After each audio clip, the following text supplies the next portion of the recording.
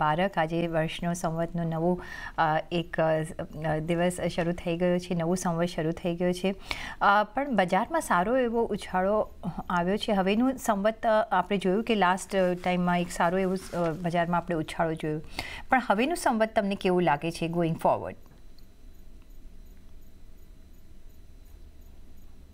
CNBC બજારના બધા દર્શકોને નૂતન વર્ષના અભિનંદન. આપણે છેલ્લા 5 વર્ષમાં જોઈએ તો માર્કેટે ઘણું બધું રિટર્ન આપ્યું છે. બ્રોડ માર્કેટમાં લગભગ 21% રિટર્ન છે. સ્મોલ એન્ડ મિડ કેપમાં 30% રિટર્ન છે.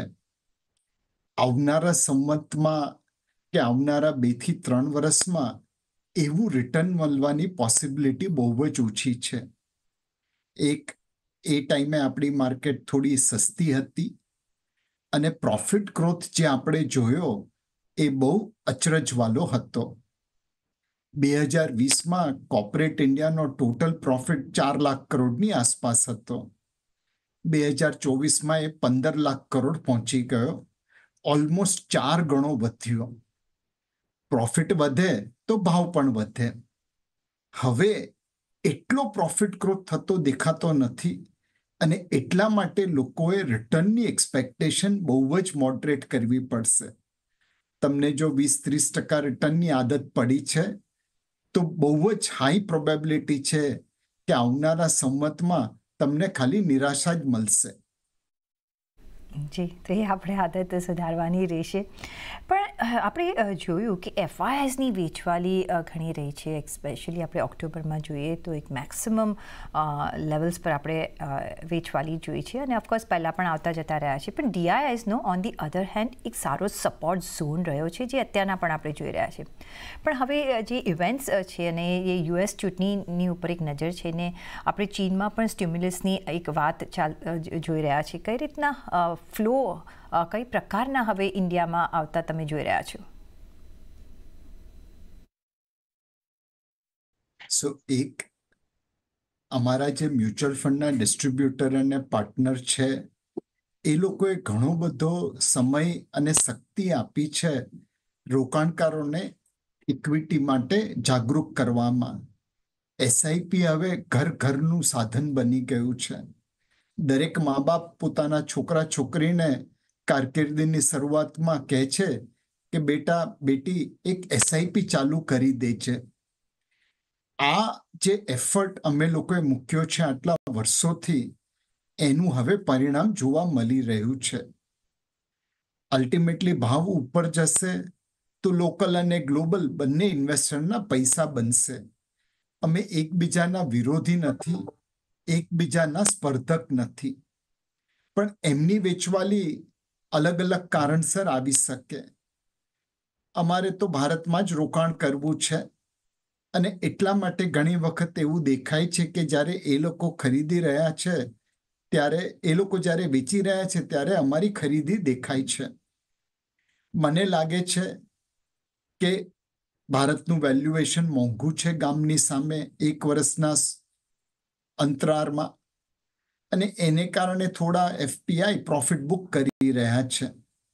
પણ જો તમે 5 વર્ષનો વ્યૂ લઈને રોકાણ કરો તો ભારતથી સસ્તી માર્કેટ દુનિયામાં ક્યાં મળવાની છે? જે લોકો આજે ચાઇનામાં દોડી રહ્યા છે એ લોકો કાલે ચાઇના તાઇવાનમાં કંઈ ઉંબાડિયું કરશે તો ટ્રેપ થઈ જશે.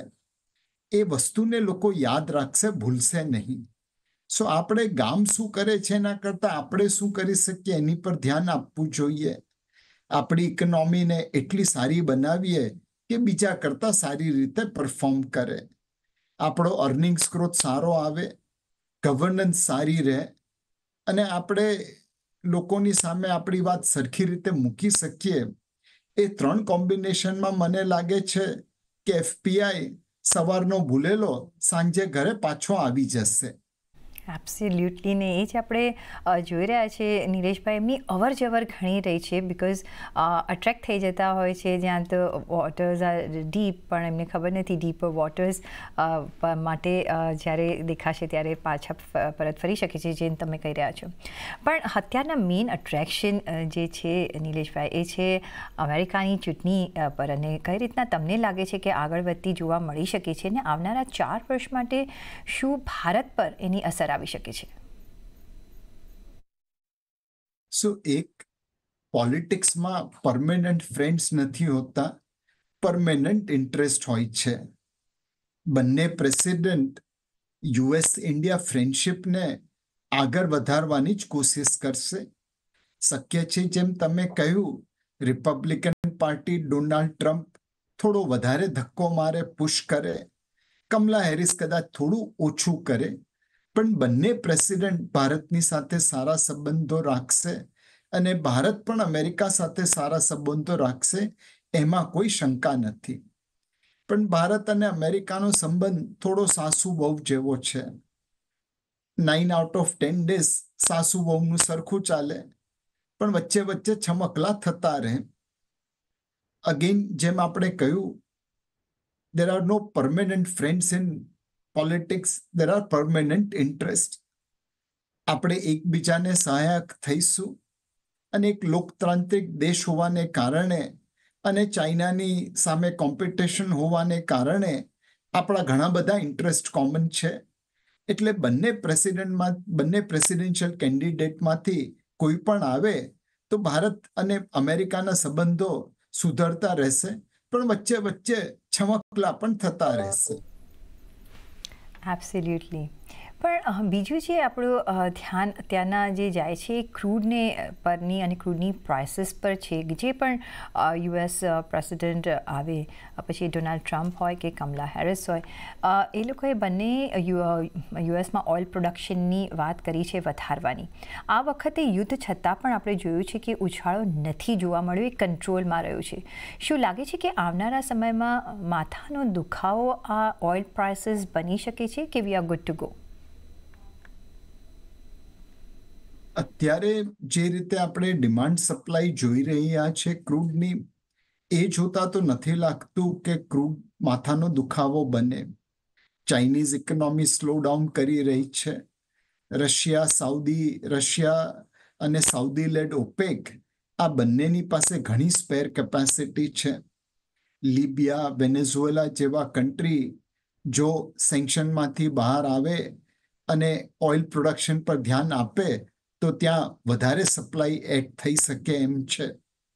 મોર ઇમ્પોર્ટન્ટલી, દરેક ઓઇલ પ્રોડ્યુસિંગ નેશનને ખબર છે કે આજથી 10-15 વર્ષ પછી ઓઇલ જે જમીનમાં રહી ગયું એ કદાચ ત્યાં જ રહી જશે.